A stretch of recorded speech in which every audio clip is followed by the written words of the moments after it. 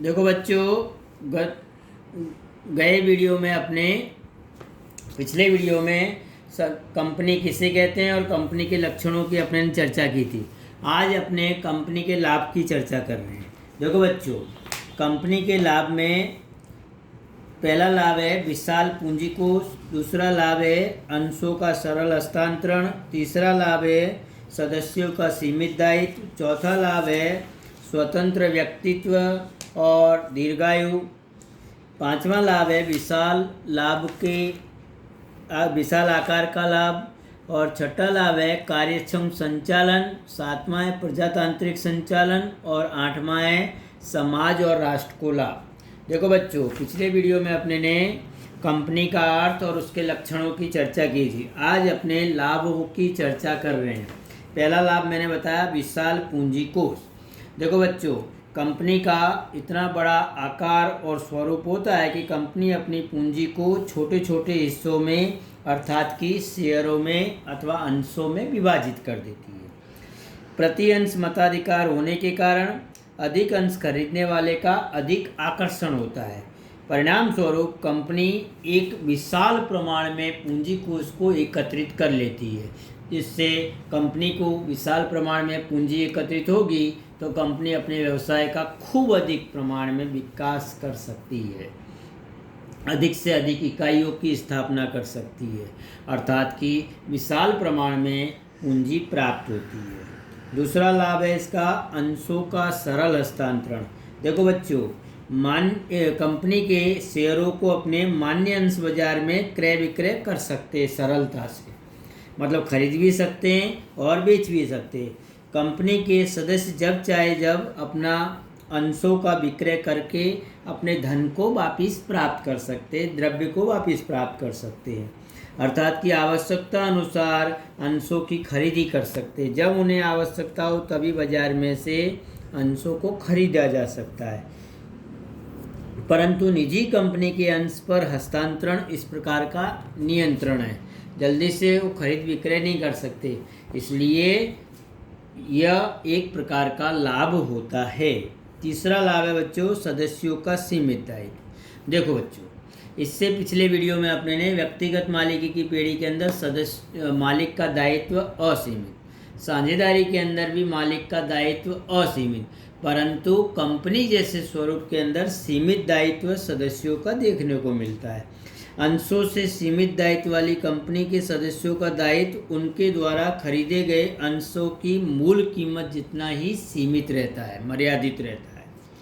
Company का यदि समापन हो जाए अथवा कंपनी का विसर्जन हो जाए, कंपनी दिवालिया हो जाए, तो ऐसे संजोगों में उन्होंने जितनी अंशों की कीमत के शेयर खरीदे हो उतने अंश तक ही उनको भुगतान करना पड़ता है, उससे अधिक भुगतान नहीं करना पड़ता। यह एक प्रकार का लाभ हुआ बच्चों, सीमित दायित्व।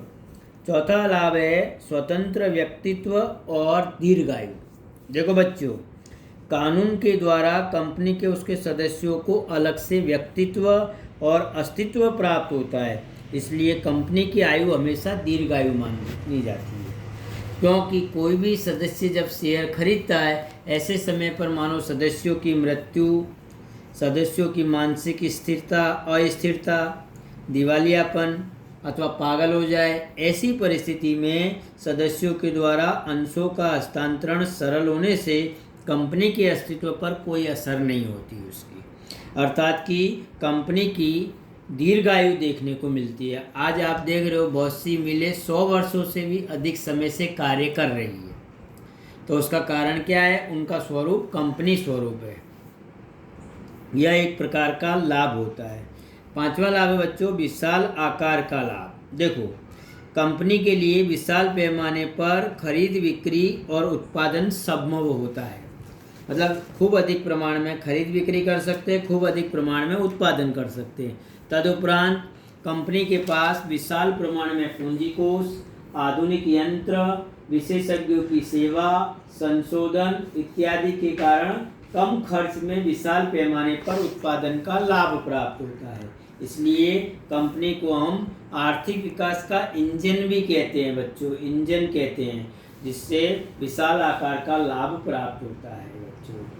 छठा लाभ है कार्यक्षम संचालन। देखो बच्चों, व्यक्तिगत मालिकी की पीढ़ी में एक ही मालिक संचालन करता है, एक ही मालिकी की मालिकी होती है, एक ही मालिक अंकुश रखता है।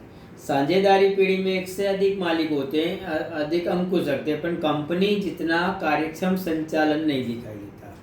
कंपनी के अंदर विशेषज्ञों की सेवा और कार्यकुशल संचालकों के कारण कंपनी का संचालन व्यवसाय लक्षी तथा कार्यक्षम संचालन देखने को मिलता है, अर्थात कि योग्य व्यक्ति संचालन करते हैं। ये एक प्रकार का लाभ हुआ बच्चों। सातवां लाभ है प्रजातांत्रिक संचालन। देखो बच्चों, कंपनी के अंदर प्रजातांत्रिक संचालन या लोकतांत्रिक संचालन दिखाई देता है, क्योंकि सदस्यों द्वारा चुने गए प्रतिनिधि अथवा संचालक कंपनी का संचालन करते हैं, इसलिए प्रजातांत्रिक रूप से संचालन देखने को मिलता है। महत्वपूर्ण जितने भी निर्णय हो कंपनी के, वो तो कंपनी की सामान्य सभा बुलाकर लिए जाते हैं, इसलिए यह एक प्रकार का लाभ प्राप्त होता है कि भाई प्रजातांत्रिक संचालन दिखाई देता है। और आठवां लाभ है बच्चों समाज तथा राष्ट्र को लाभ। देखो बच्चों, कंपनी में समाज और राष्ट्र दोनों को लाभ प्राप्त होता है। वो कैसे कि देखो, कोई भी आम प्रजा अपनी बचत को कंपनी के अंश, डिवेंचर और सार्वजनिक बचत के रूप में विनियोग करती है, निवेश करती है। बचत को एक बाजू प्रोत्साहन मिलता है, निवेश पर जनता को लाभांश तथा ब्याज की आय प्राप्त होती है। लाभांश यानी डिविडेंड, और ब्याज की आय प्राप्त होती है। विशाल पैमाने पर उत्पादन का लाभ समाज के लोगों को भी प्राप्त होता है। इस प्रकार उनको अलग अलग प्रकार की चीज वस्तुओं का उपयोग करने को मिलता है। उनकी मांग, रुचि, फैशन, टेव, आदतों से के अनुसार ही उत्पादन किया जाता है। तदुपरांत रोजगारी के अवसरों में वृद्धि होती है। आप देख रहे हो, आप बढ़ती हुई जनसंख्या विस्फोट के कारण आज अपने देश में बेरोजगारी का प्रमाण बढ़ रहा है, परंतु कंपनी जैसे स्वरूप की स्थापना करके रोजगारी के अवसरों में वृद्धि की जाती है।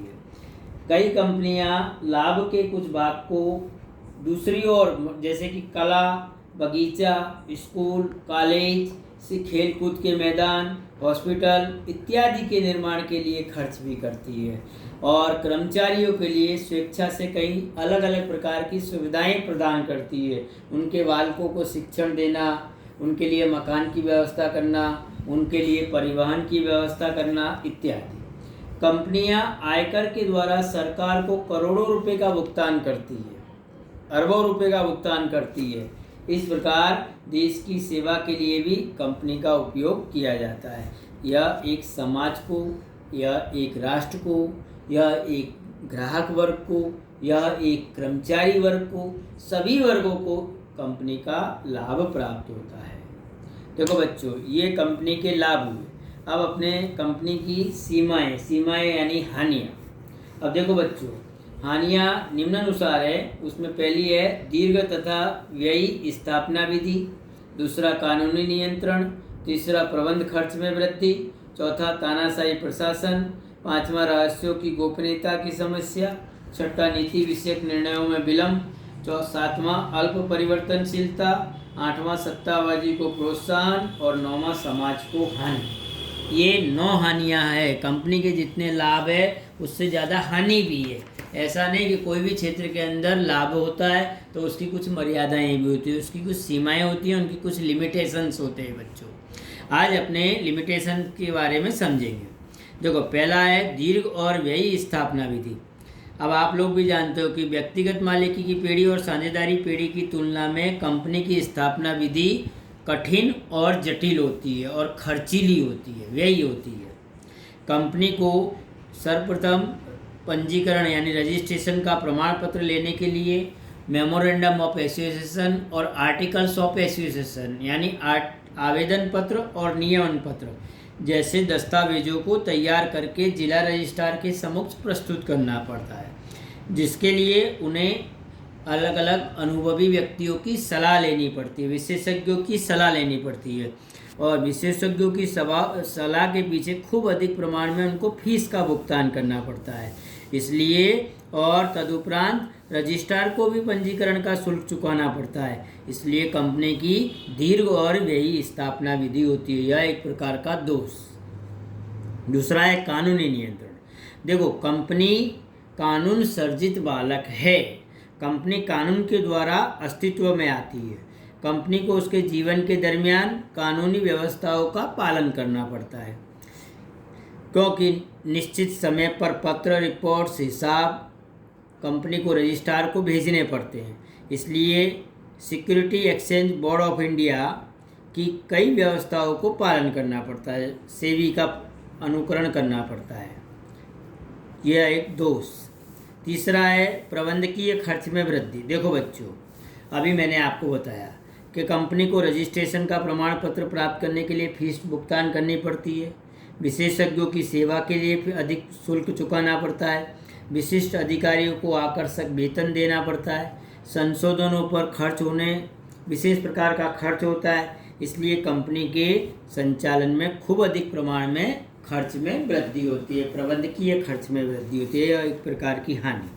चौथा है बच्चों तानाशाही प्रशासन। देखो, अब कंपनी कानून द्वारा सदस्यों को कई अधिकार देने के बावजूद भी जो कंपनी में केवल नाम मात्र की सत्ता होती है, प्रतिअंश मताधिकार होने के कारण कई व्यक्ति आपस में आपसी मेल बनाकर संचालन को अपने बस में कर लेते हैं और अपनी इच्छाओं का अमल होने देते हैं।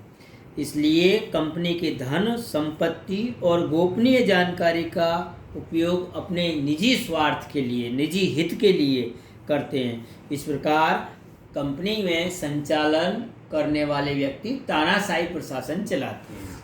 यह एक प्रकार की उनकी हानि हुई।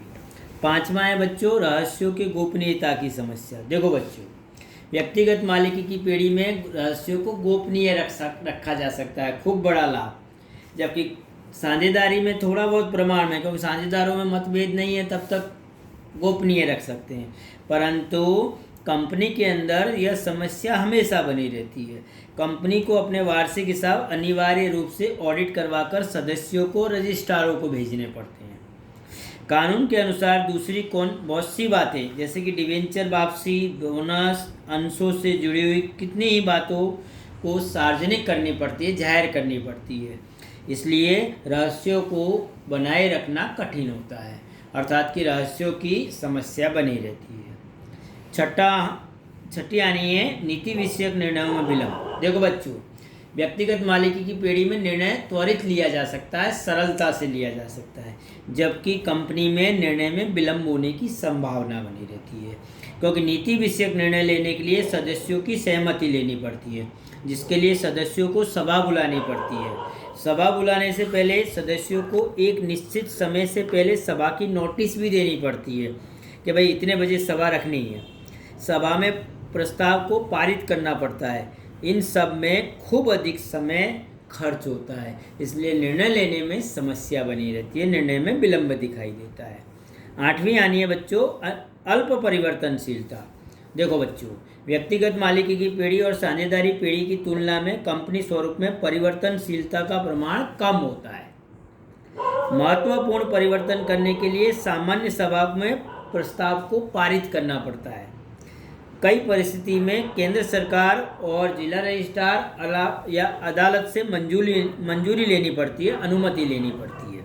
इस प्रकार अल्प परिवर्तनशीलता दिखाई देती है। आठवां लक्षण है सट्टाबाजी को प्रोत्साहन। देखो बच्चों, कंपनी के अंदर संचालक कंपनी की आंतरिक जानकारी से खूब परिचित होते हैं, इसलिए वे शेयर बाजार में कृत्रिम हस्तांतरण का सर्जन करके सट्टाबाजी को प्रोत्साहित करते हैं, अर्थात कि एक वर्ष कम लाभ बताकर अंशों को खरीद लेते हैं और दूसरे वर्ष अधिक लाभ बताकर अंशों को बेच देते हैं। इस प्रकार की सट्टाबाजी करते हैं।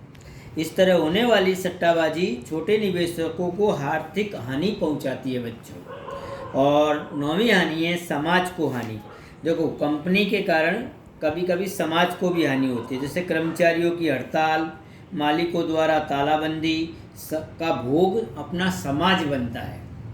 मानव से अधिक पूंजी को महत्व होने से एकाधिकार का दूषण पैदा होता है। जिससे समाज में आय और संपत्ति का असमान बंटवारा होता है। इस प्रकार कंपनी के अंदर ये 9 प्रकार की हानियां देखने को मिलती है। बच्चों, आपको आपकी नोट्स में इस प्रश्न को यानी कंपनी के लाभ व हानि को लिखना है और तैयार करना है।